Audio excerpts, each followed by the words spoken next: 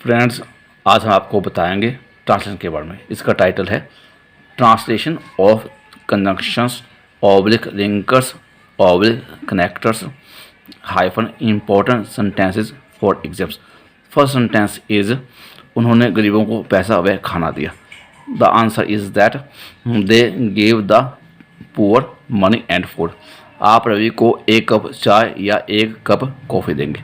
You will give Ravi a cup of tea और coffee. Sophie अमीर है फिर भी वह खुश नहीं है।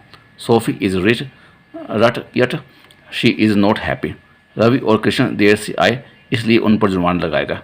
Ravi and Krishna came late so they were fine. ना तो रवि ना तो वह ना ही उसका भाई आया है। Neither he nor his brother has come. Friends, इस तरह की वीडियोस के लिए इस चैनल पे आते हैं और लाइक करते हैं। Thank you very much.